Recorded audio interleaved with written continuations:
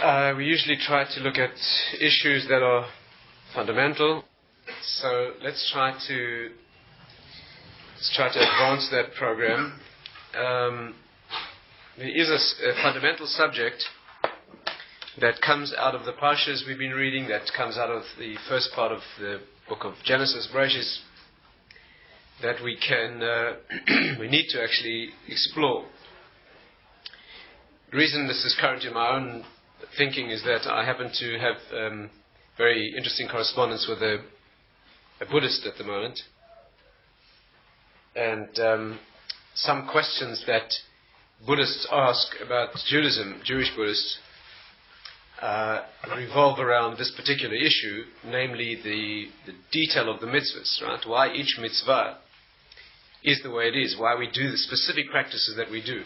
In other words, perhaps you could phrase it this way: why is it not good enough to be wise and good in general? Many Jews ask this question too, incidentally. Why is it not good enough to be a good person in general, whatever that means in humanitarian terms? I'm not dealing with the question of why it's not good enough to be good on a humanitarian level, leaving out a divine or absolute source and obligate. I'm not talking about that. That's another problem. But this particular version of the problem is, why do you need to do the specific actions that we do? Particularly the ones that are hard to understand in humanitarian terms, what we call the chukim. Right, you have to sit in a sukkah, you have to take a lulav, you have to eat a certain amount of matzah at a certain time. Technical deeds, you've got to hang strings on your garments, you've got to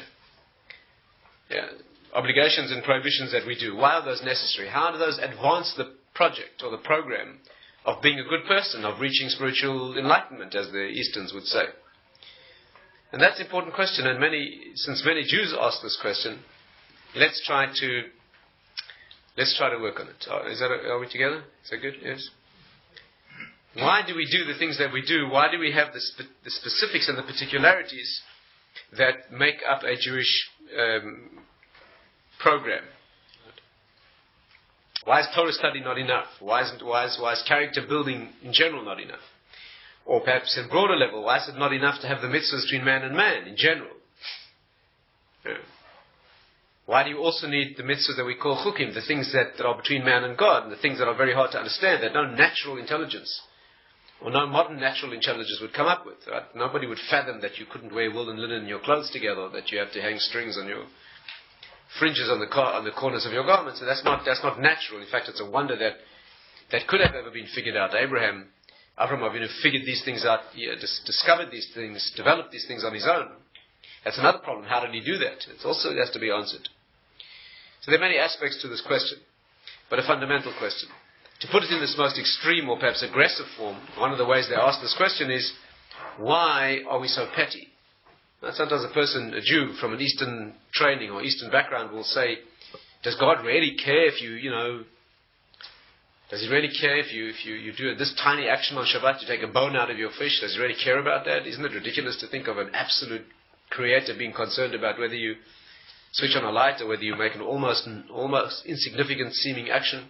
Why would he be concerned about that? And if you think about it, this is a real question. In Jewish terms, the details are almost endless. If you look in the Code of Jewish Law, the Shulchan Aruch, you'll see that the Shulchan Aruch determines in normative halachic practice, you'll see that it's laid down how you cut your fingernails. The order in which you cut your fingernails, or the order in which you should not cut your fingernails. The order in which you put your shoes on, which you tie your shoelaces, and it's a different order, by the way. You should put your right shoe on first and tie your left shoelace first. Now, what on earth has that got to do with the broader issues of spirituality? Surely any Buddhist will tell you that the idea of spirituality is to reach enlightenment, to reach a oneness with the universe, a consciousness that extends beyond yourself. You're talking about cosmic things. What does cutting your fingernails have to do with cosmic consciousness? For pity's sake, heaven's sake, whatever you. It's an issue. It's a real issue. And it's more necessary than ever to talk about these things, because in the modern world, things like mitzvahs, specifics of mitzvahs that we don't readily see the application or the effect of those mitzvahs, right? They sometimes seem less relevant than they should, because people don't understand the depth behind these things. So let's try to think this through. It's a vast subject, of course. I can't really cover it in one discussion, but let's begin. It's a fundamental issue. I mean, again, there are different ways to look at it. Of course, you have to be open in the first place. There was an event once, interesting event that transpired in the Polish Parliament. That's in the last century, a long time ago, during the communist era, when it happened to be that many members of the Parliament at that time happened to be Jews. Jews who had no connection. In fact, were negative about their Jewishness. But it so happened that the president, the prime minister at the time, was a non-Jew. He was very respectful of religion and very respectful of Judaism. Very interesting thing. And many of the Jews around him were not. And once an issue came up in the parliamentary debate, about some issue that affected religion, the Jews, and the Jews began to ridicule it. The Jews began to ridicule the issue and say, and in order to demonstrate how petty and ridiculous they thought their own religion was, they started to quote things of halachic significance in front of these non-Jews to show them how petty and insignificant and completely irrelevant Judaism now is. And one of the things they brought up was the fact how you tie your shoelaces, another one was how you cut your fingernails. And they were laughing about these things and showing how ridiculous and petty these things are. And the discussion came to an abrupt end when the Prime Minister, this non-Jew, said to these Jews, he said, I'm absolutely fascinated to see that there's a religion that can even extract meaning from cutting fingernails. That's absolutely amazing. I'm very impressed by that. That your spiritual system derives higher meaning and deeper significance from even the smallest things like how you tie your shoelaces. That's remarkable. See, it depends how you look at things. And of course, each mitzvah needs to be looked at.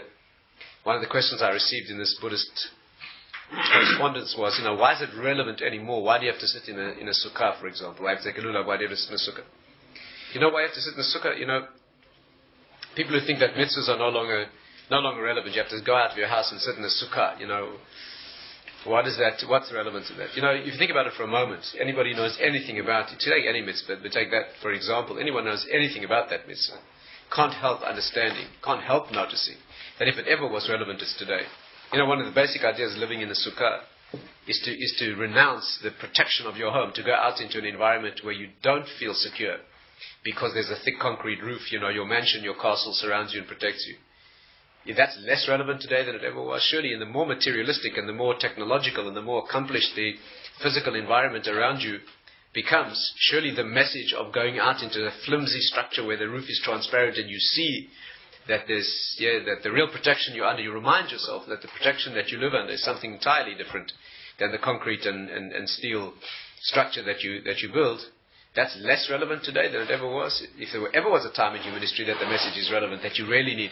On the contrary, I would say in previous ages when you lived in more flimsy accommodation, you might have questioned why you need to go out to live in a sukkah that probably leaks just a bit more than your house does, if there was the kind of house you lived in. But today, if you live in a mansion with technological, wonders of convenience and protection and security,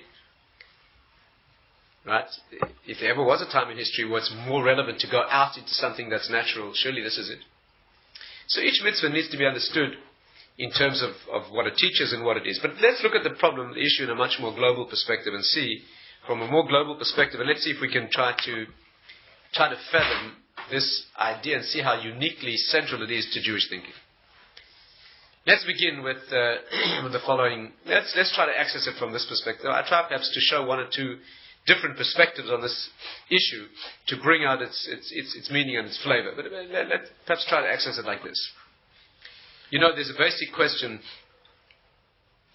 that can be asked about the pathway of Abraham in the world. Avraham Avinu, when he began this project that we now know as what we are, as Torah and Judaism, that unique view and teaching that brought the world what we represent, there's a fundamental question that can be asked. In fact, this is also a special meaning for me because only very recently my personal teacher was here and someone asked him this question, and because we've been discussing Buddhism and its relevance to Jews and exactly what is allowed and what is not allowed, so he gave a fuller discussion of this particular point. Let me try to convey to you what he said.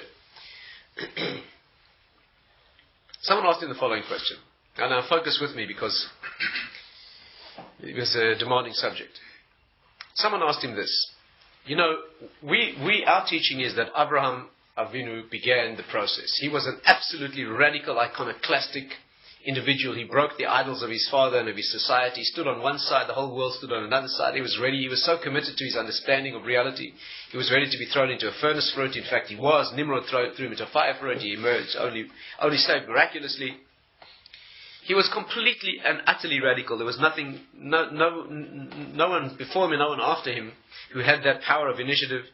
Now, you have to understand this. He was a child living in a world that was unified in its opinion. It wasn't like today. Understand that today there are certain currents of thinking in Western society, let's say, but there are dissensions, there are minority views. He lived in a unified world. He lived in a world where there was nothing else. There was one unified ideology under the king called Nimrod. Before there was a split between the West and the Far East in the world in general in ideological thinking. There was one united humanity, and they all had one philosophy, and that philosophy was that God is irrelevant. Not that he doesn't exist, but he's irrelevant. Yes, they built a tower, and they want to go up in that tower. The intention was to rise in that tower. They were going, whatever the tower means, some edifice, some structure, some project, some program that would enable them to reach the source of creation and tear it away from its creator and run the world themselves. That was their philosophy. Not that they were in charge. Exactly what name is given to this kind of philosophy and what is it idolatrous, is it not? We're not going to go into that now. And he perceived that it was completely wrong and radically took a stance against that, right? At the cost of his life if necessary. He was only 3 years old at the time. You know that? He had his first major insight when he was 3 years old. And then he had a greater level of insight when he was 48 years old. And when he was 75, he reached a prophetic level where God actually spoke to him. But even as a child, the famous story, he broke his father's idols. You must know the story. Hardly you'd been cheder for one day. You'll know the story. He broke his father's idols and he left one standing. And he put the hammer that he had used to smash the idols in the hand of the biggest idol. When his father came in, he said, "What's going on?" He said, "Don't look at me, he did it." Pointing to the idol that had the hammer in his hand. His father said, "Don't be an idiot. You know he could never do it. It's only stone." So he said, "So why do you worship him? Why do you attribute power to this being or regard him as an emanation or reflection of a certain power when you yourself ready to acknowledge that he's a creation of your own hands?" And by arguments more sophisticated, he was able to demonstrate to many people in his generation the falsehood of their beliefs. He didn't do it incidentally by coming to a recognition of the truth. He did it by breaking down, by recognizing, just like we study in Gemara. When we study Talmud, we don't start with the right idea. We start with what's called a havmin, a wrong idea. And by deconstruction of the wrong idea, we come to an understanding of the truth. That's what he did. He was given, he was an idolater like the people around him. That's what we say every Pesach Seder, right? He came from a family of idolaters. He was brought up like them. He had examined every idolatry in the world. And by perceiving their falsehood and what was wrong with them, from that he constructed and derived the notion of the truth. Right? That's who he was. So that's the picture we have of him, and he founded the system that became Torah. There was nobody like him. Completely radical in his vision. Now, how is this phrased, incidentally, in the secular documentation? If you look in any history book, Jewish or non-Jewish, they'll tell you that Abraham was the great father of monotheism. You know that? You recognize that? He brought monotheism to the world. He taught that there's only one God. It's an idolatrous universe. He taught that there's only one God. There are fundamental questions here. Let's try to approach them. First of all, what was so radical about Abraham when the knowledge of one God was widespread in the world? Let's get that clear. First of all, how can we see that best? First of all, perhaps the clearest way to see it is, during his generation, there was already an academy, already a yeshiva, known as the yeshiva of Shem v'Eber. Shem and Eber ran a yeshiva. Shem was no less than the son of Noah. Nobody had forgotten about God's existence. Noah's son still walked the earth. You need to look at a chart of Jewish history and see the timelines of how those people lived. Adam lived for 930 years. You know when the flood took place? The flood took place in 1648. 1,648 years after the creation of the world. By the year 2000 years after the world had been created, when Abraham was 48 years old, at that time Noah was still alive. Noah was still alive. You have to understand this. This means that Abraham, who was born after the flood, met Noah. Yes, he met Noah. Noah had met Methuselah, who had met Adam. You're talking 3 or 4 generations from the first person who ever walked the earth. Who had forgotten? Again, let's just get this vision clear. Yes, it's not like people have this vision. Abraham came onto the scene in a completely in a devastated world, in a world where there's no knowledge of spirituality. No one remembered. No one knew that God had ever existed. a nation of pagans and idolaters, and he fathomed this idea for himself. What are you talking about? He knew, there was a yeshiva called the Yeshiva Shem Ba'eva. Shem was busy teaching Torah. Shem taught Torah. It was completely acceptable Torah. Yaakov went to learn there. Yaakov, Avram's grandson, went to learn there for 14 years. Right? When Rivka had a question about a difficult pregnancy, she went to ask Shem, who was a living prophet, who was the Rosh Yeshiva of this yeshiva. Right? They were teaching Torah. They were teaching Hashem's Torah at that time. What was great about Avram? What did he figure out that they didn't know already? First of all, he knew monotheism. To say that he brought monotheism to the world is nonsense. He didn't bring it to the world. Everybody knew that there was one God. The argument was whether he's relevant or not, whether he interacts with the world, whether intermediaries are active and have some power. Those were the discussions and the arguments. Nobody forgot that there was a creator. The philosophy was Azal Hashem es Aretz, that God has left the world. He doesn't interact with us. He doesn't care what we're doing. We can take control. We can push him away. All those philosophies. But monotheism, that there is one ultimate God, the idolaters used to call him Elokai de Elohaya. That's what they used to call him, the God of all gods. They knew that he was there. They just weren't interested in him, that's all. They were interested in intermediaries, the ones who deliver the goods. We've discussed this under the subject of idolatry. So first of all, they knew that they knew about one God. Secondly, nobody had to look very far. In Abraham's generation, do you know that he lived for 58 years during the life of Noah? Do you know that? That means Abraham was 58 years old when Noah died. It's easy to remember because Noach is 58. Nun and Chet is 58, right? You have to be. If you don't remember that, then there's no hope for you. So, for the first 58 years of his life overlapped with the life of Noah. And Noah's son was still alive, Shem. And they had met someone who had met someone who knew Adam. Do you know what that means? It means like meeting somebody who could tell you that his grandfather told him that he knew Adam, personally. Who spoke to God face to face. Prophecy was alive and well. Shem was a prophet. And that means a direct connection with the source. Who on earth had forgotten about one creator? And therefore the question we have to ask is, what was fundamental about what he taught and what he discovered? Secondly, we credit him with being the originator of Torah. You know, it says in the Midrashim, for example, Abraham figured out the Torah, he calculated, he fathomed, intuited the nature of the Torah, right? And he brought it down to the world. Right down to all its details. He even figured out the details and nuances of the rabbinic laws. And he kept those laws. The only thing he didn't keep was circumcision, bris milah, because he wanted to wait until he was commanded, and then he did it. Right? Which puts it all together, sums it all up. What's the numerical equivalent of the word bris? 612, right? Which means that in this mitzvah, all the others are contained. You have to understand why that is. If there's time, we can talk about that too. So, he brought this to the world, he fathomed it, he figured it out. The question to ask is, why is he given credit for that? Shem and Eber were running yeshiva teaching the same material, it would seem. They wasn't teaching Torah. So what's the credit? What did he bring that they didn't bring to the world? Do you hear the question? Okay. Secondly, if he figured out Torah, and he was the great originator of Torah, and we go back to him, then why when Yaakov Avinu when Jacob was about to leave the land of Israel and go and live in Laban's house, he stopped off for 14 years to learn Torah in the yeshiva of Shem and Eber. What was wrong with learning Torah from Avraham and Yitzchak? His father Yitzchak had received the entire Torah. The Gemara says so, the Torah actually says so. He received the whole Torah, all the wisdom and all the knowledge of Abraham. In fact, we have a tradition that some of his wisdom, up to a certain point in his conclusions, he sent to the Far East. Do you know that? We have a deep tradition that Far Eastern religion, in general, stems from seeds of wisdom that Abraham sent to the East. In fact, it's interesting. The source is, not to go into the details, but the basic source is the fact that it says that Abraham gave all he had to Yitzchak. And right after that it says that he sent sons that he had by a woman called Keturah, who was actually Hagar. He sent them to the East with gifts. The obvious question is, if it just said he gave everything he had away to Yitzchak, what gifts did he have left to give to the children that he sent to the East? And the answer is spiritual wisdom. Spiritual wisdom is the thing you can give even after you've given everything away. Just like a candle can light many candles, doesn't lose any of its glow. Yes, you can give all you have and still keep giving, if it's in terms of spirituality. And therefore he gave all he had to Yitzchak in every sense. And he gave also, no contradiction to that, he gave the seeds of spiritual wisdom. In fact, it's written in sources like Reb Tzadok, for example, exactly what he taught them. He sent them with certain fragments of divine names, certain facets of the names, certain, not the side that we relate to, but what's called the other side of those names. I'm not going to go into the details now. He sent them to the East, And these people carried the seeds of Eastern wisdom. Actually, technically what they carried was the work that he had done to elucidate Torah, stopping just short of his conclusions. Right? The conclusions that unify things, he left to them to work out. But he sent these gifts to the East.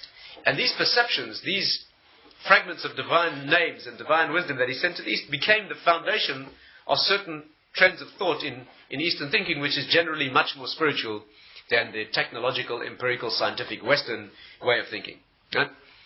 And that is what became certain of the more mystical or deeper traditions that the East has.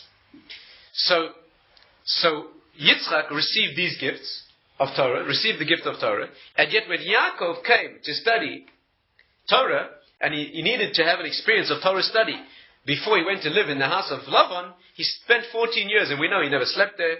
Right? He never slept. For 14 years he didn't sleep. And he went to learn Torah. The question is like this. First of all, why did he have to learn Torah there? Until then, it was good enough to learn Torah from his father and from his grandfather. Right? The greatest people alive. Why now suddenly does he have to spend 40? Because he's going to live in Lavan's house. He now needs 14 years in that yeshiva. What is wrong with his yeshiva? And furthermore, why did he not sleep for 14 years? Where he learned by his father, it doesn't say he never slept. The tradition is, how we know this? Because when it says he was traveling from the yeshiva Shem to Lavan's house, it says he lay down to sleep. So the Mefarshim, with their super conscious ears, they hear he lay down to sleep means that was unusual. Until then he had not. So the previous 14 years that he was learning Torah, he learned an incredible masmid. As Rosh Shapiro said, it was a yeshiva without a dormitory. It's a yeshiva without a dormitory. Yeshiva Shem, there's no dormitory. But people didn't sleep. He didn't sleep. Doesn't mean he never closed his eyes. But he put his head down on the stender.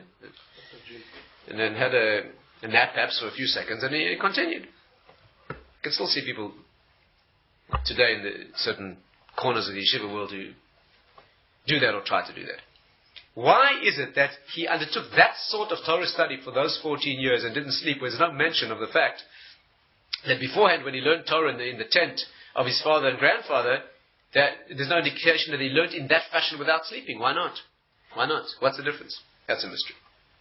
The third question to ask is the one we mentioned before. When Rivka had a difficult pregnancy, she was pregnant. When she went past a house of spirituality, right, of positive spiritual manifestation, she felt the pregnancy respond. The child, as she thought, tried to get out, as it were.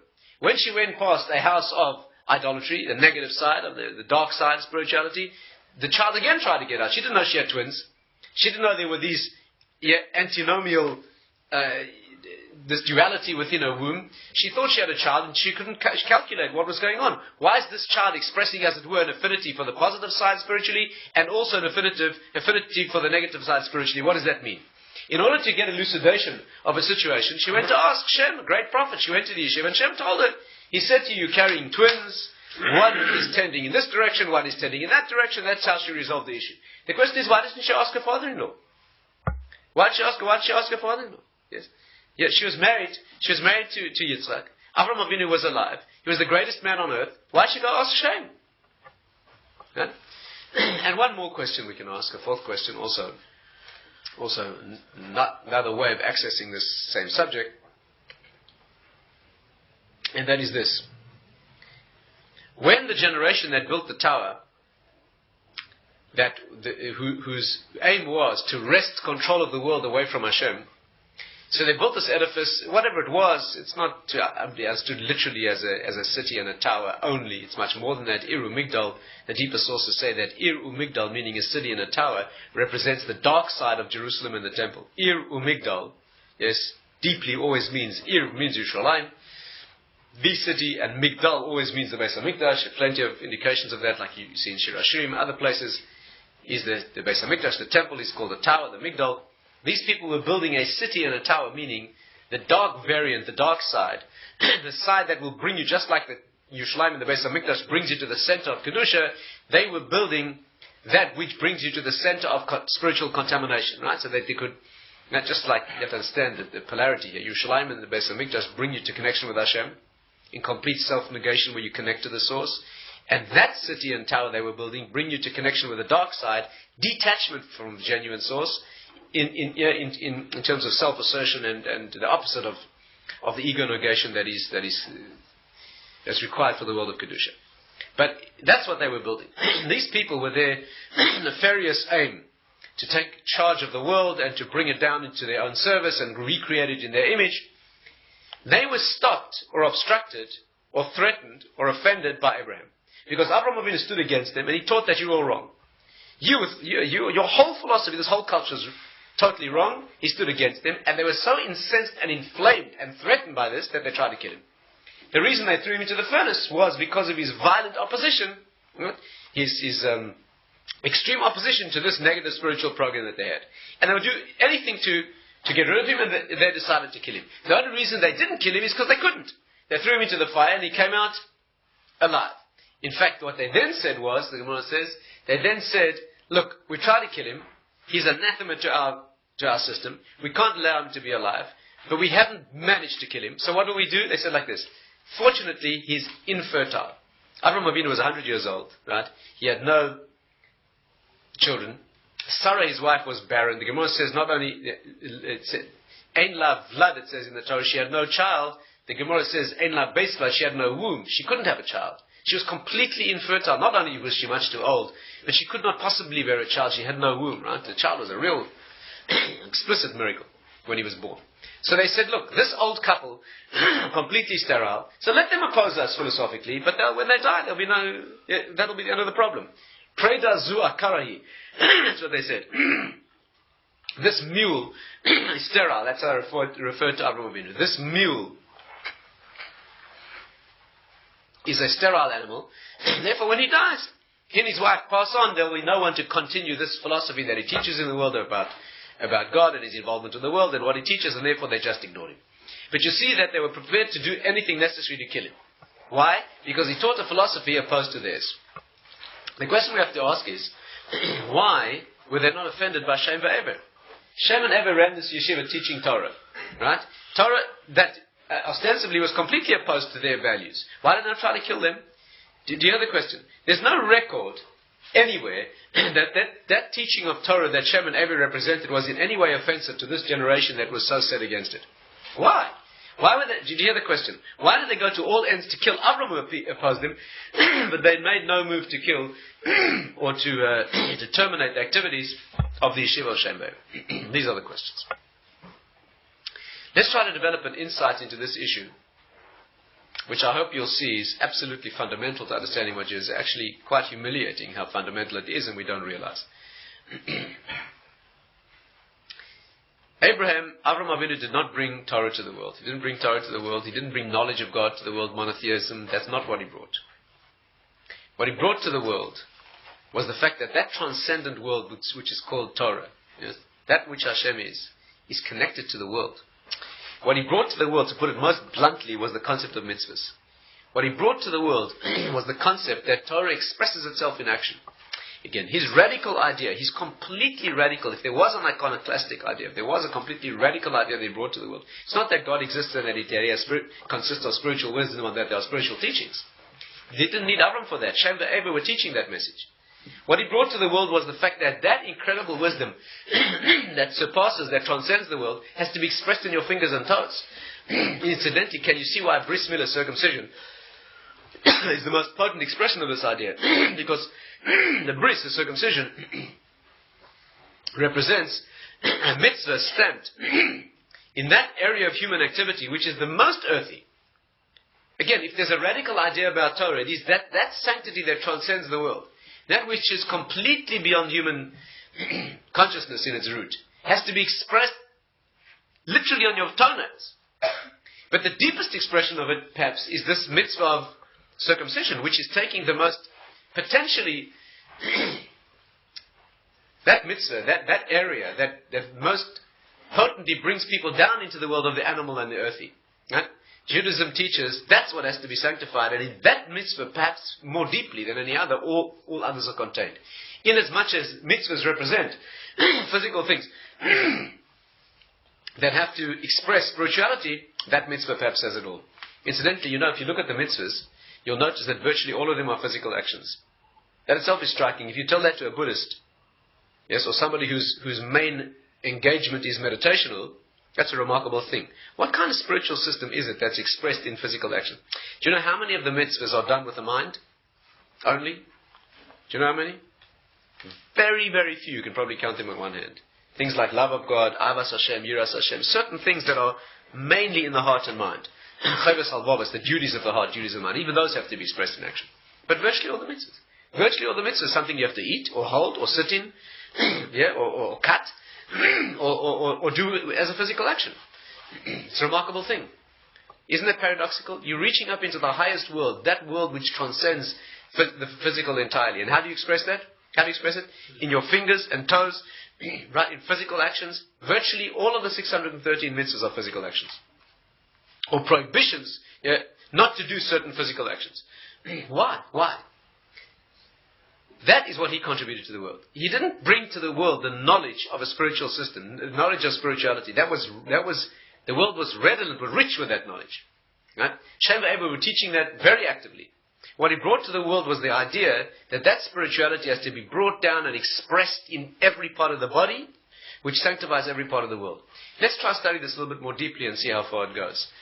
You know, the word Abraham, the word Abraham adds up to 248.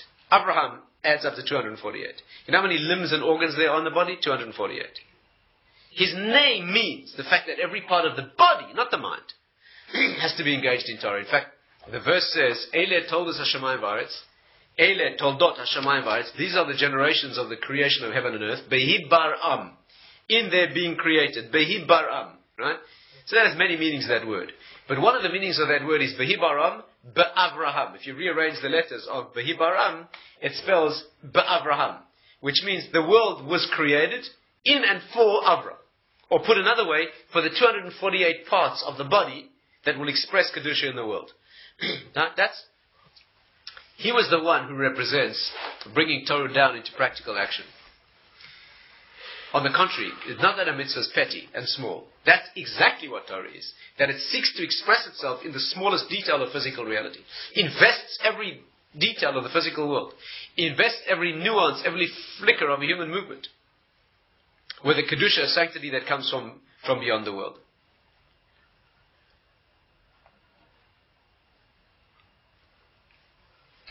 That's what he represents. In fact, one of the sources, you can see it anywhere. There are no shortage of sources for this, but I'll give you one. It says, Baruch Avram lekeil elyon. Avram Avinu is blessed, lekeil elyon, to the highest God. Keil elyon, the God who is above. Above. Koine shamayim v'aretz, the one who acquires heaven and earth. And so, on one level, it sounds a poetic sort of a statement. Avram Avinu is blessed, and he's connected to Keil Elyon. Hashem is above the world, who owns the whole world. The Gemara analyzes it like this. The Keil Elyon, that means the one who is above the world. Elyon means above the natural world. Elyon means above the natural world. If you want something to remember it by, since we're between Hanukkah and Asara B'Teves, Elyon spells Al Yavan, above Greece. You know what Greece is? Yavan, Greece, is the philosophy that the world is what we see and experience. That our scientific access, the empirical scientific knowledge of the world, and combined with philosophical investigation, that's the real knowledge. Not the transcendent wisdom that is Torah. That's Yavan.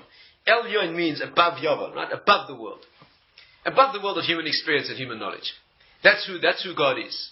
And then what is he? Avram Avinu is the one who, the way it's put in the Medrash is Asher Hikna. That means he acquired the earth for Hashem. He acquired heaven and earth for Hashem. How did he acquire? What do you mean he acquired the earth?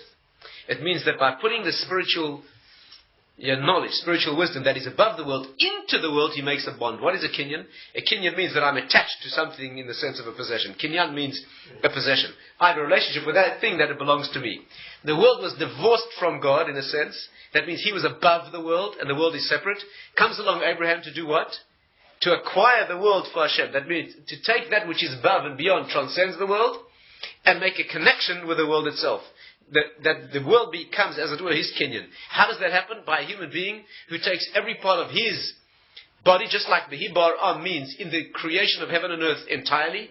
That's expressed in the human body that has the corresponding parts that correspond. Each part corresponds to one part of the world. And what does he do with that? He expresses the divine, transcendent essence in every aspect of physicality, through his body and through every part of the world. That is called, makes an acquisition of heaven and earth to Hashem. That's his unique contribution. Let's try, to take this one step further, try to answer the questions we began with.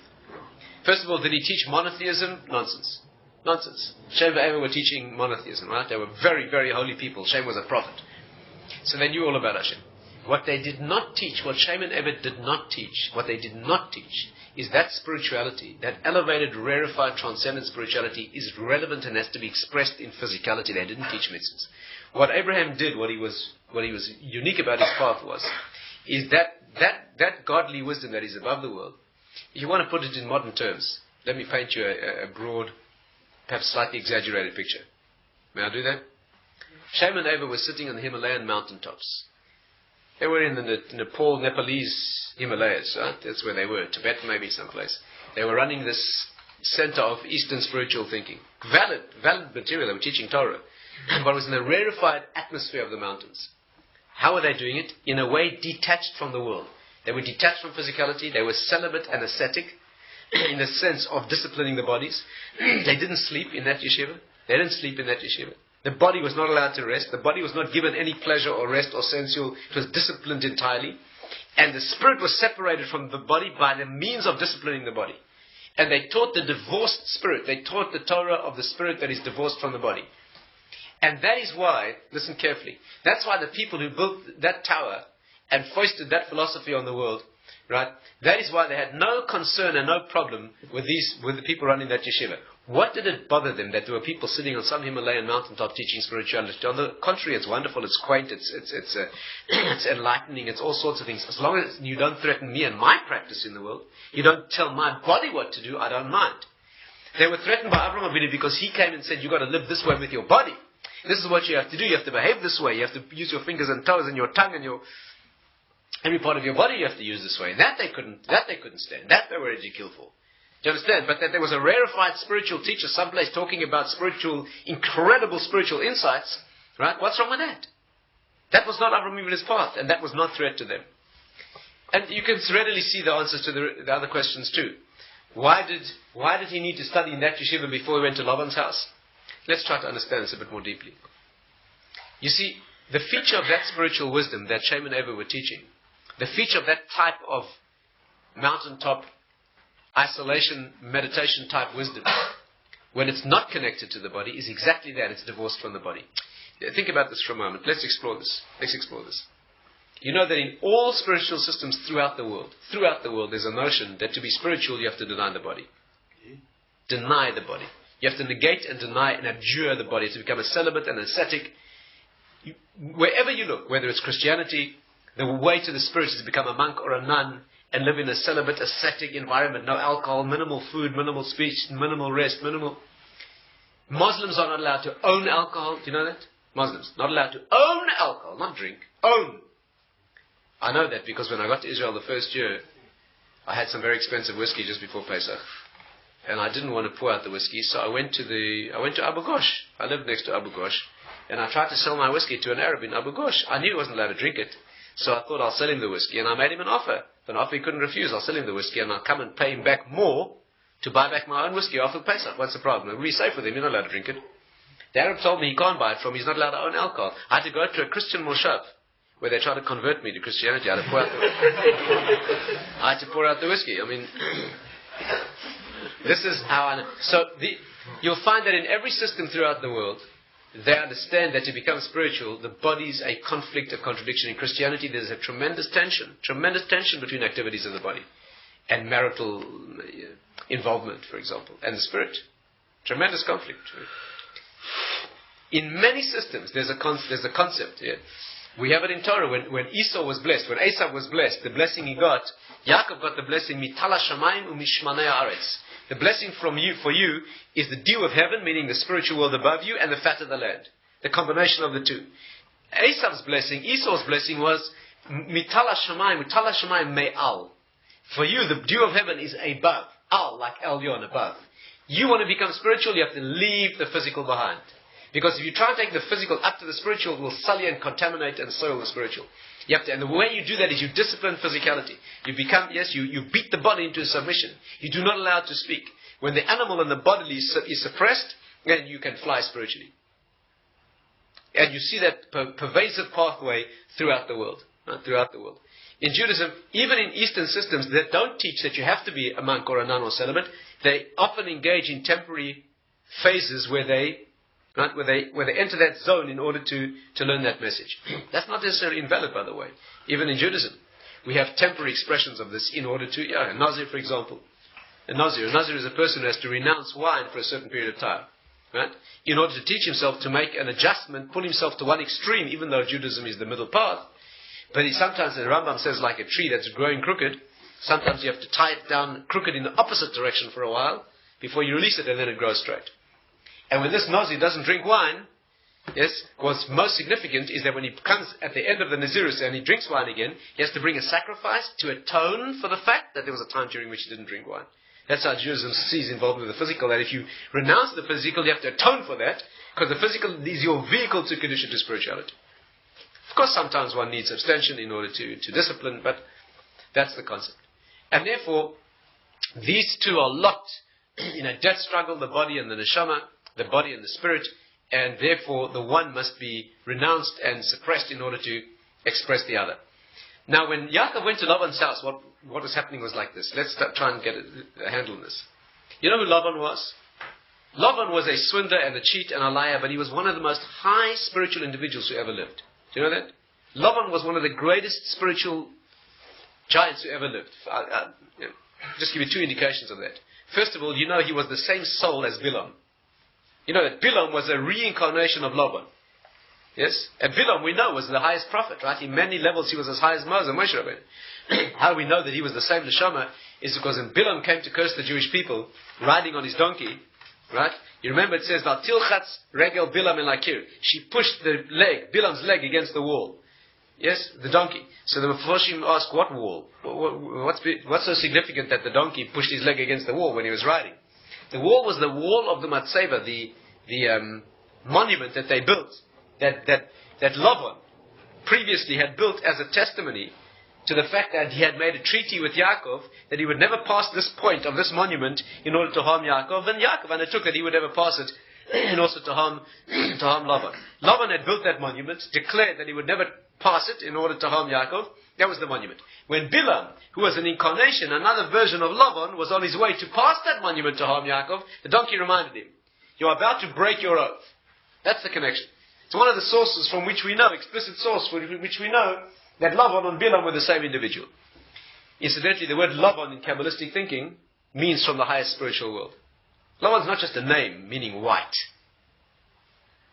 Interesting name for a black god. Huh? It's called Laban.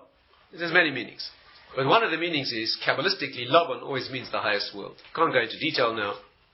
Just give you an example. Laban always means, when a Sefer Torah is written, it's written black on white.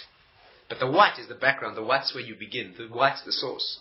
The black is the specific and the detail manifest against a white background. Laban always means, certain Kabbalistic worlds, Laban is the highest world. Laban, white contains all the colors.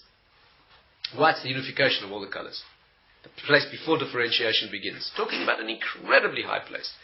So Laban was this amazing spiritual giant. And in the world, he was the lowest individual you can imagine. He was an absolute cheat and a liar. In fact, he was a complete inveterate liar. He couldn't say truth. What does this mean? What does it mean? You see, a person who lives in the world of the spirit, where it's not connected to the body, that's what's called a lie. What is a lie? A lie is that inside me, in the inner wisdom is a particular version, but what's expressed, what I express in the world is the opposite. What's a lie? A lie is something where, what's the nature of a sheker? Sheker, the word sheker is the opposite of the word kesher, Kesher means to join things, where the source and its expression are correctly joined. One loyally expresses the other. Sheker is where that's broken. Yes? Where I have something inside, but what's expressed is the opposite. The ultimate version of a lie is when I live one thing internally and my life in the external is a contradiction to that. Right? It is not expressed. My body does not express what my mind is. That's who Laban was. He didn't happen to be a liar. He was a liar because the world of spirit, that's not expressed loyally in action. Yet that's what a lie looks like. That's who Laban was. And therefore, when Yaakov Avinu went to live in the house of Laban, who was a liar and a cheat, the kind of yeshiva he needed to go to was not Avram Avinu's yeshiva. He needed to go to yeshiva where the kind of Torah they taught was the Torah that's separated from physicality. Do you understand? What they were teaching in Laban's house, in what they were teaching in Shem Va'eva's yeshiva, was what he needed for Lavan's house. Shem and Eber's yeshiva was a yeshiva where you learned the Torah that transcends the world, is divorced from the world, is separated from the world, and the world's got nothing to do with it. The world has to be, the physical and finite world has to be suppressed, ignored. It's a contradiction. When you want to know how to deal with individuals who live that way, that's the yeshiva you go to. Do you understand? When he learned in Avram Avinu's yeshiva, he learned how the worlds are connected. He learned how the one is a perfect expression of the other. The world of the spirit flows into the world of the physical. What's in the mind is expressed in the fingertips. What's in the mind and the soul is expressed on the tip of the tongue. The one expresses the other perfectly. That won't help you in Lavan's house. When you go to Lavan's house, you need to know how you can be a cheater and a liar. How a person can separate those things. Yes? And therefore he went to the yeshiva where they teach the kedusha of that separation. Is this clear? Yes. Why did Rivka go and ask her question from Shem? Why did she not ask from Avram Avinu? Because when she was dealing with a contradiction between good and bad, when the child she felt she was carrying tried to express herself one way in one circumstance and the opposite of physicality and sensuality and earthiness in the other, so then she was dealing with conflict. When you go to explore the concept of conflict between spirit and body, yes, Yaakov and Esav, that type of conflict, where you go is the yeshiva of Shem. You don't go to Avram Avinu for that. Avram Avinu teaches the harmony between these two. Do you understand? The expert in the disharmony between them is the non-Jewish, as it were, teaching, yes, or of Shem and Eber. That's where you go. And therefore she went for that particular prophecy which is represented by Shem. That's the concept. And therefore what we're studying and what we learned this evening is that there are two kinds of Torah. There are two kinds of Torah. There was the Torah that already existed in the world, the Torah of separation, the Torah of being a celibate and an ascetic and a monk. Incidentally, you know, there are two ways to separate the body from the neshama. It's an important thing to know. There are two ways to separate the body from the soul.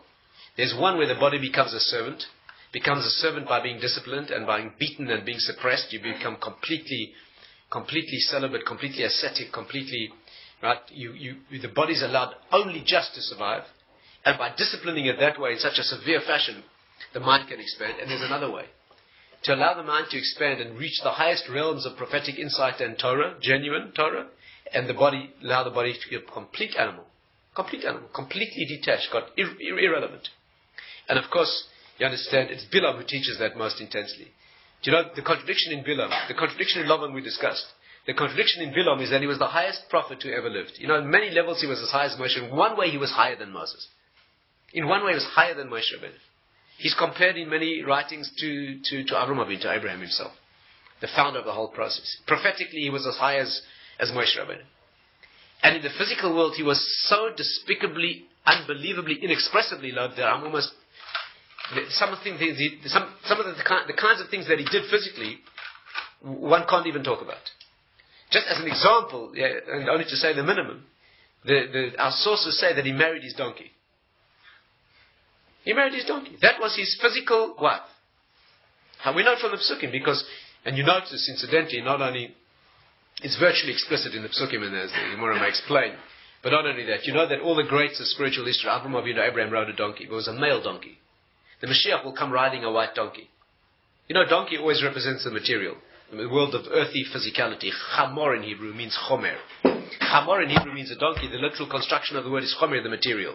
What does it mean to ride a donkey? What does it mean to ride a donkey? Who cares what the Mashiach rides? Who cares what are you concerned that he comes on a white donkey, the Mashiach? Let him come. I don't mind. He'll get a first class seat on the Concorde. It's fine. He can come. He has to ride a white donkey. Means controlling a purification of the material. What does riding a white donkey mean? It means being in control of the purified version, the white version of chomer, of material. Do you understand? That's what it means. To be dominating where the physical world is a pure vehicle. Yes, for his progress. That's what it is. Bilam doesn't ride a donkey. A chamor, he rides an aton, a female donkey. Female donkey. And the Medrash says exactly what he... That question becomes this: how can a person reach a level of prophecy as high as Moshe and descend to bestiality on the physical level? How does that work? And the answer is, it's a Torah of separation, of divorce. The higher level can be in the highest worlds. The body is a completely separate entity. Completely separate entity. Either it's allowed to become have complete animal, like in the case of Bilam, or in the case of Shem and Eber, it was an ascetic discipline of the body, where the body is disciplined carefully in the ultimate act of precious, of separation from the body, so that the mind can be free. Either of these two versions are possible, but they are versions of separation, divorce between the two worlds. That is what it is. Let's just spend a minute or two and take it one drop further. Can we do that? Sure. Yes? I hope you're not going anywhere. I hope. No, I presume and I hope.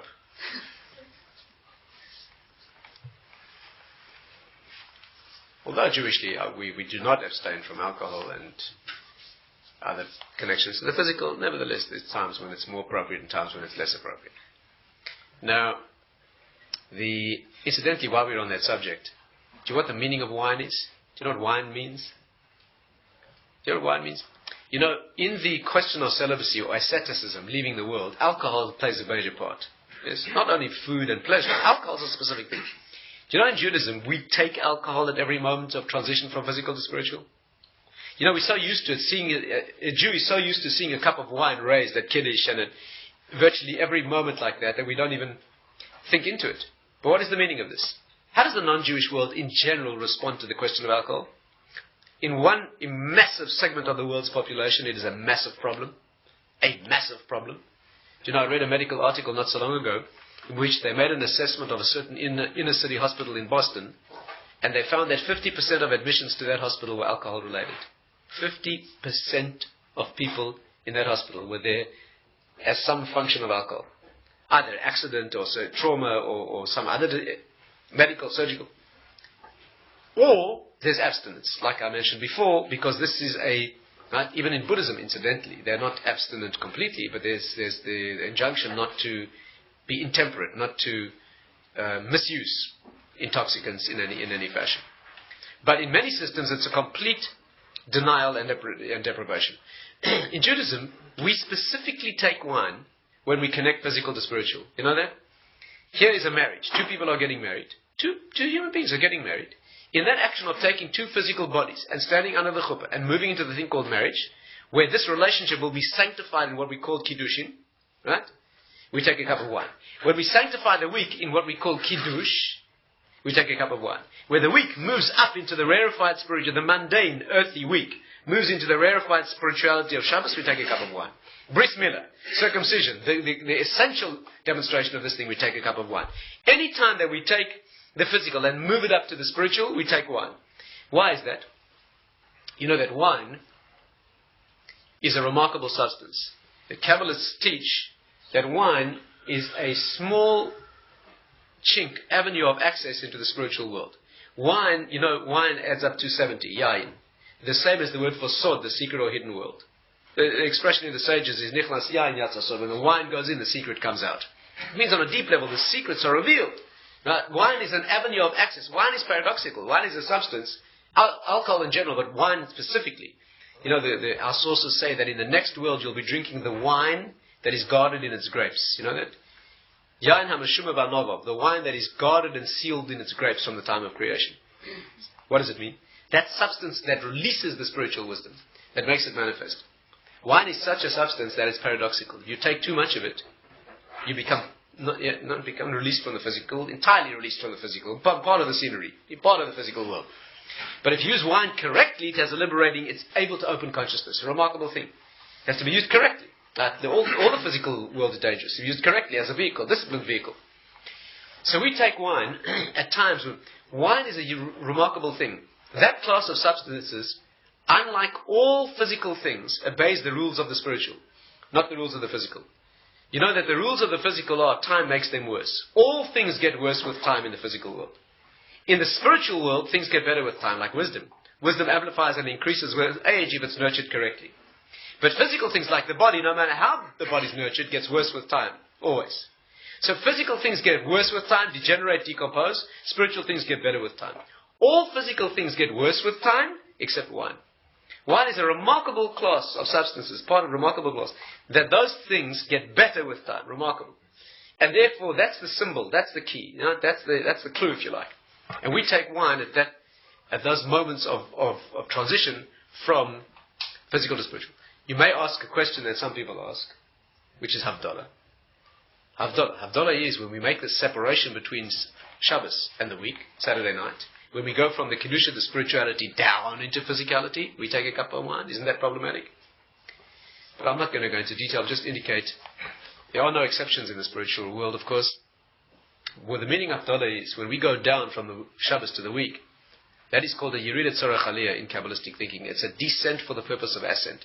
The reason you're going down out of Shabbos is to engage a week of physicality so that you can work and develop so the next Shabbos can be higher than the previous one was. This is a process of elevation. How do we do it? By going down into the mundane. That's exactly what a Jew is. On the contrary, that demonstrates our message perhaps even more sharply. We take wine when we leave the physical, use it as a springboard and leap into the spiritual.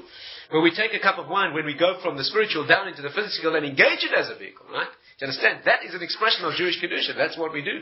Not only because we're going to use it and get higher than we were before, but the very act of engaging the spiritual, the very act of engaging the physical in Jewish thinking, it means to be investing it with Kedusha. Wine is as appropriate there as it is at the moment of separation. Do you understand? This is what's happening.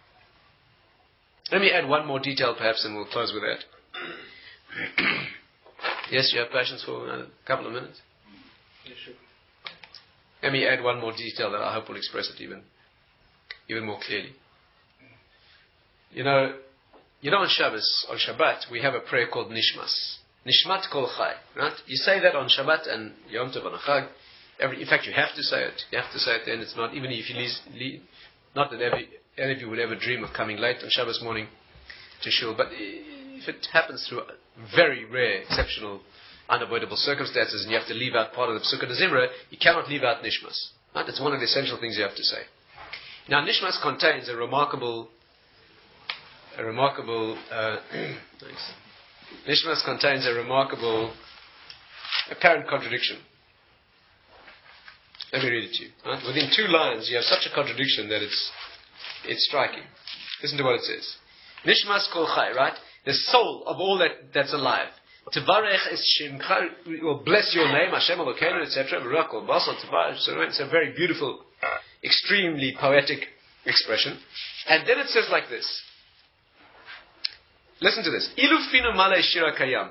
If our mouth was filled with song like the sea, ulshanenu rina kahamo in golov, and our tongue could express song like the waves of the ocean, and our lips could express your praise like the breadth of the heavens, and our eyes were light like the sun and the moon, etc. Our hands were spread like eagle's wings, and our legs were fleet as deer. In other words, in plain non-Shakespearean English, if we extended to the full expanse of the universe, if we had the powers of all the physical world at our disposal, and we used that to relate to you, Hashem, how far would we get? Speaking, we would not manage to praise you. We wouldn't be able to relate to you. Hashem to bless your name. Al-achas, listen to this. Al-achas me alef elef alfei alofim v'ribe ribebos ba'amim. Loosely translated, it means we wouldn't manage a thousandth of a thousandth of a thousandth of a thousandth of a millionth of a 10,000th of a 100,000th of a millionth, right? Of what is appropriate, and I probably minimized it there. Of what is the appropriate praise that needs to be said to you. Listen again. If we were in control of the full physical universe, if we had the broadest expanse of all the powers in the world, in the universe at our command, we wouldn't be able to begin to relate to you with the tiniest fraction of what is relevant relative to your greatness. Does that make sense? Of course, Hashem's infinite. Of course, no matter I don't care how big the universe is. Right? Let it be any size you like. It's nothing compared to Him. And therefore, if you expand it to the expanse of the universe, how much you begin to relate to Hashem's greatness is irrelevant, and that's what it says. Correct? Now listen, 2 lines later it says like this. Al-Kain, therefore,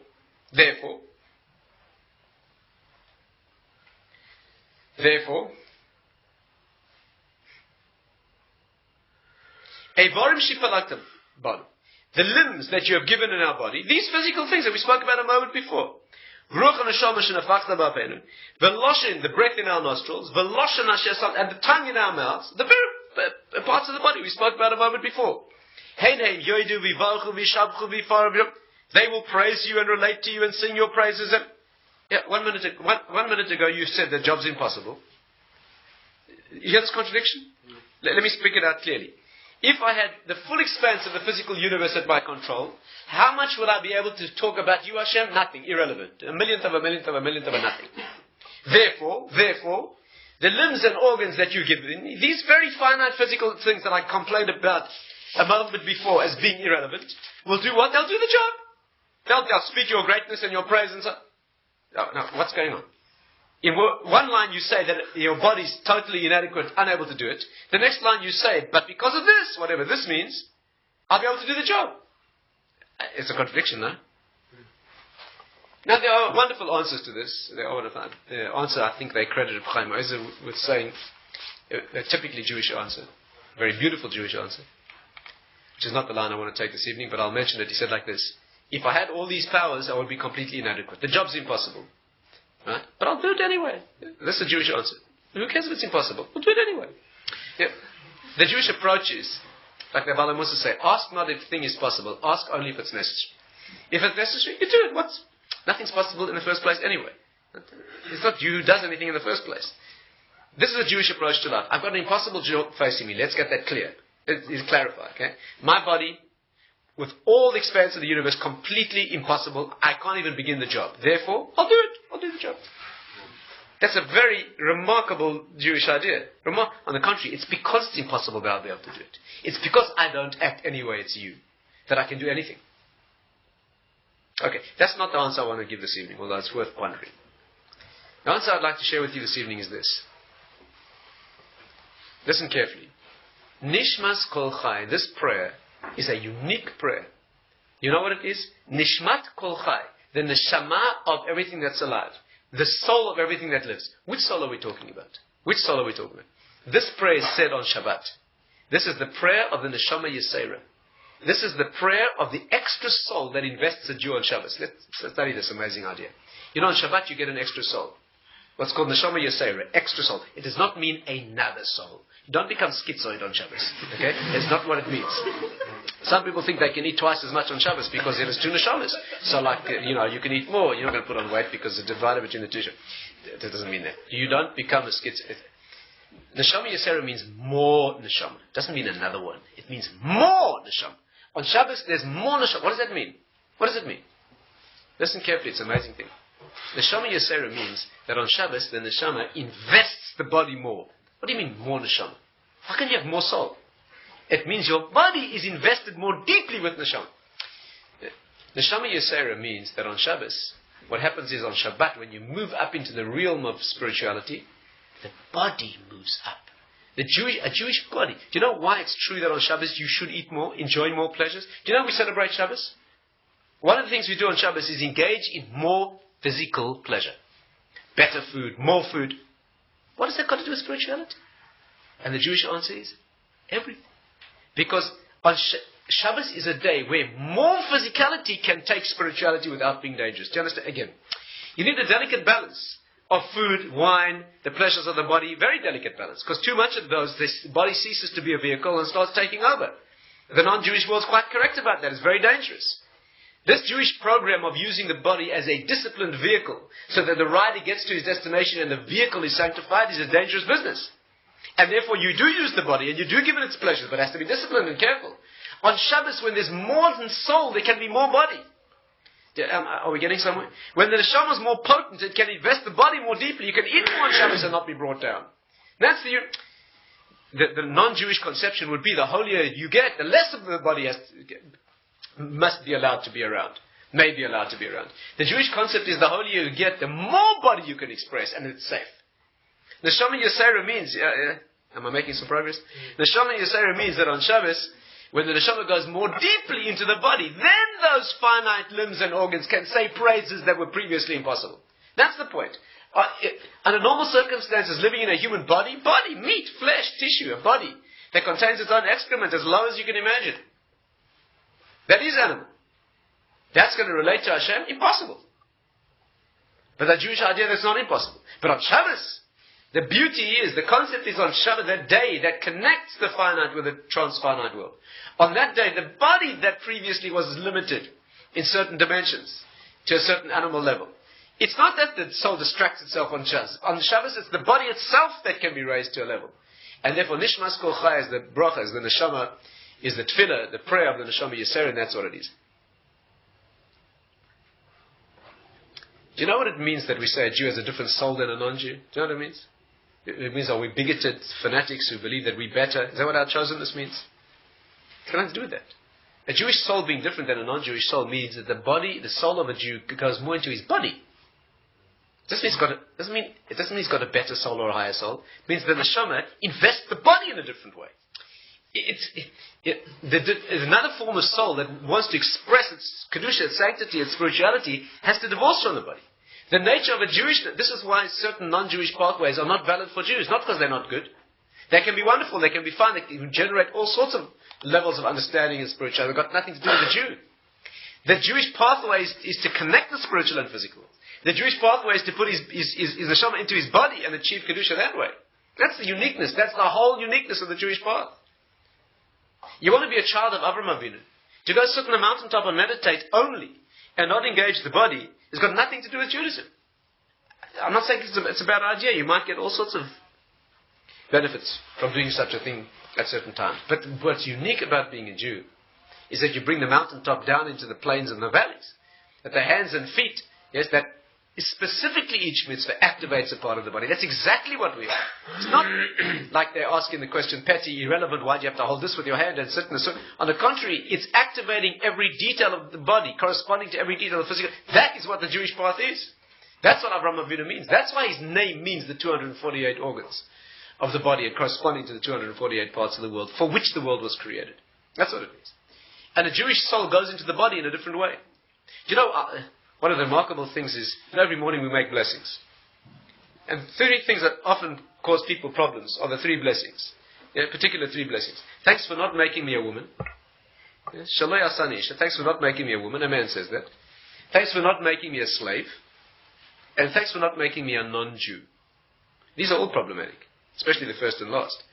Thanks for not making me a woman. What's wrong with being a woman? What's wrong with being a woman? Okay, we have to talk about that. Not what's wrong with being a woman, but why we make that blessing. It's not tonight's subject. You have to remind, we'll talk about it again. And a woman doesn't make a corresponding blessing, thanks for not making me a man. A woman makes a blessing thanking Hashem for creating her as she is. That means I already reflect your rotzen. I already look. A man doesn't look like he's supposed to look. A man thanks on the contrary. You know what it means, thanks for not making me a woman? It means thank you for not making me with her perfections. That means, thank you for giving me the deficiencies that cause me to have more mitzvahs, to bring kedusha into more. I have more work to do. I have more mitzvahs. A woman has less mitzvahs. I have more mitzvahs, and I thank for that. She thanks for already being perfect in those areas that do not need the work of perfection. We have to talk about that in more detail. Why thanks for not making me a slave? Because a slave has less mitzvahs. A slave has less mitzvahs. And therefore, I thank for being given the privilege of more work that I have to do. What does it mean, thanks for not making me a non-Jew? What does that mean? But the specific question I want to ask this evening is, how could I have been a non-Jew? How could I be? What do you mean, thank you for not making me a non-Jew? Well, how could I have been a non-Jew? I'm a Jew. Let me try and make this a bit more dramatically clear. Do you make a blessing in the morning, thanks Hashem for not making me a banana? Baruch Hashem, shaloi asani banana. What's that? Why not? Why not? You know why? Because you couldn't have been a banana. Is this clear? You might have been a monkey, but I don't know about being a banana. So therefore, yeah? You don't make a blessing for not making me things that you aren't. Thanks for not making me a peach and a banana and a pear and a lump of wood and a lot of things I'm happy I'm not. Do you hear the problem? The answer is you could have been a non-Jew. You could have been a non-Jew. You could have been a slave. And you could have been a woman. If you're a man. Because the differences are not differences in essence. A slave is not different in essence. He's different in situation. A woman is a different expression of the neshama in the body. You have to explain what that means. Do you know what it means for not making me a non-Jew? You could have been the same soul as you are, in a sense, and been a non-Jew. What does it mean? That the soul that you were given comes into your body in a different way. It comes into the body in a different way. There's a different investing of the body. You were born as a person in the world whose role is to bring kedusha into the body in a unique fashion. Not you more capable of spirituality, on the contrary. Shem ever were teaching a higher Torah, if anything, than Avraham Avinu, in a certain way. They were reaching certain heights of spirituality that there's no problem with the heights of spirituality. Lavan was there and Bilam was there. Bilam was as high as Moshe Rabbeinu was spiritually. That's not what's unique about us. Is this point coming across? Am I getting somewhere? What's unique about us isn't that we are high spiritually. What's unique about us is that we are lower in bringing spirituality into the physical. That's what's unique about it. That we invest the vehicle of the body with a certain condition that is unique to the Jewish path. And therefore, the battle's not to be fought on the level, are we better, are we not worse, are we more spiritual, less spiritual? Can you achieve more sitting on a mountaintop and meditating, higher wisdom, low? That's not the issue. Abraham did not come to the world to teach that. He did not come to teach the world about Hashem, who is Elyon, who transcends the world. He came to teach the world about a Kael Elyon, who's above the world, Koine Shemayim V'aretz, that brings that down into the world. You know what the word Yaakov means? Yud Akev. Putting the Yud, the 10 emanations, the highest level of spirituality, into the heel, into the Akev. That's what Yaakov means, Yud Akev. What's this discussion of the heel? What's so special about the heel? Because that's where a Jew is. That's what makes you unique. Not what's in your head. What's in your head can be the same as a non-Jew. That's not unique. When Esav was killed, when Esav died, he was beheaded. Chushim ben Dan killed him, Yehuda, Chushim, both of them together, whatever happened. Esav was beheaded. His head rolled into the Machpelah and was buried there, and his body was buried outside. Esav, the father of those non-Jews, who teach the separation between spirit and body. Do you understand what happens? His head is buried in the Machpelah together with Adam, together with Avram, together with Yitzchak, together with Yaakov. His head is buried in the same place. That's his head. But his body is nowhere near, because of complete separation. Avram, Yitzchak, Yaakov, their heads and bodies are buried together. Man and wife, same idea, head and body, deeply connected. They're buried in the Machpelah. Machpelah means doubling. Machpelah. Kefal in Hebrew means double. Machpelah means a place of unity of spirit and physical. The higher world meets this. The Gemara says the Machpelah is 2 caves. One cave in another, one cave above another. Machpelah. In which city is the Machpelah? What does Hebron mean in Hebrew? Joining together. Chibur, joining together. Where this world meets the next. That's what Hebron is. That is what Judaism is. Where's Esav? His head is there, his body's outside. Is this message clear? So what we learned this evening, I hope, as an introduction to the subject of what we call precious. Precious means asceticism, celibacy, or asceticism, separation from the physical. Can I leave you with a thought? In any book of Jewish character development, take the Siddhis Yesharim, books, Muslim, books that teach you how to develop, you'll find a chapter on precious. Prishut, separation. Separation from the physical. Separation, did you hear what I just said? Separation from the physical. A lengthy chapter on how you separate yourself from physicality. Does that bother you? It should. We just spent the whole evening saying that we don't separate from the physical, so how come? You know the problem? But the answer is this. Yeah. Of course we separate from the physical. We separate entirely from the physical for its own sake. That's what you never engage. You never get into the body for the sake of the body. That's as low as you can get. We get into the body for the sake of the neshama. That's what we do. Precious means, you have to understand this clearly, precious means, preshut means to separate from the body as body. To separate from the body for the sake of body. That you have to lift out of. Engaging the body, yeah. When you eat a meal, what does it mean in practice? You eat a meal, you know why? You eat a meal, you eat enough, and you enjoy it. Why? So that you can have the sustenance, the nourishment, the well-being, the sense of well-being to get out there and do your mitzvahs. That's why you eat a meal. Yeah? If you eat a meal just for the sake of the feel-good of the taste, right? That is completely unacceptable. From that you be perished. From that you separate. Eat food because it's good, only because it tastes good, for the pleasure, the physical pleasure. What does that have to do with the spirit? That's not going to elevate you, that's going to bring the spirit down. But when you eat food and enjoy it, and engage the spirit, the physicality of the world, and drink the wine, and engage the body in all that it must be engaged in, and you do that to bring spirituality to the world, whether it's in marriage, which is bringing a new soul to the world, whether it's food, which is bringing your neshama into the world, connecting it with your body, so you can produce what you have to produce spiritually, bringing the neshama into the world that way, so then of course you engage physicality. But we certainly separate from physicality where the physicality is an end in itself. Is this distinction clear? That is exactly what we do. We do engage the body, of course. We don't separate from that. We engage it. And of course what happens is you elevate the world. When you eat food, you elevate the food. Because when the food is absorbed into a body that then goes and produces mitzvahs, learns Torah, produces mitzvahs, changes the world, elevates the world, the food has become part of that spirituality, the body and the food. Every chicken prays, you know that? Every chicken davens to be eaten by a tzaddik. Every chicken prays that he should be eaten by a righteous individual. Why? Because then it's absorbed. What happens then? Inorganic world is absorbed into the plant world. The plant world is absorbed into the animal world. The animal world is eaten by... It's the only reason you're allowed to eat meat. Eating meat is a very problematic thing. Not ideal at all. Wasn't allowed before the flood. Will not be allowed again in the future. But when you eat meat, what it's doing is elevating the whole chain, the whole process of the physical through the plant, through the animal, into you. For what purpose? To produce the spirit. So that whole process. But if a chicken is eaten by a not a righteous individual, that's a disaster. The disaster is the chicken's worst nightmare. Is to be eaten by, yes, at best by somebody who doesn't do anything, just kills the chicken and eats it, or worse, somebody who eats it and does negative things, that he's become transmuted into negative energy, a terrible thing. And therefore every chicken davens, every carrot longs to be eaten ultimately by a tzaddik, by somebody who's going to transform it, transmute it, elevate it into, along with his body, become the material of his body and translate that into spirituality. That's what it is. And therefore, that's the concept. Avraham Avinu came to the world to teach something unique, not to teach Torah to the world, to teach the Torah that is our Torah, which brings Torah into mitzvah, as they must be. Now, the Gemara says that every time you learn Torah, it has to be almanas lasos, in order to perform. If you don't intend to perform in action from what you learn, then you don't have Torah either, and the Torah is not Torah. You learned it and you become wiser, that's not called Torah. The Gemara says anybody who learns Torah and says, I have Torah but not mitzvahs, I'm not interested in mitzvahs, I'm interested in Torah. Says the Gemara, he doesn't have Torah either. Why? He learned the Torah, he has all the wisdom. That's not Torah. Torah is a spiritual wisdom that wants to be, seeks to be, desires to be applied and expressed in the world of the body and the physical. When it comes into the physical and it's expressed that way, that's called Torah. A person doesn't intend to bring it into physicality, there's no connection made to the physical, to the mitzvahs, to those tiny details of fingernails and toenails and feet and shoelaces, as well as the bigger ones.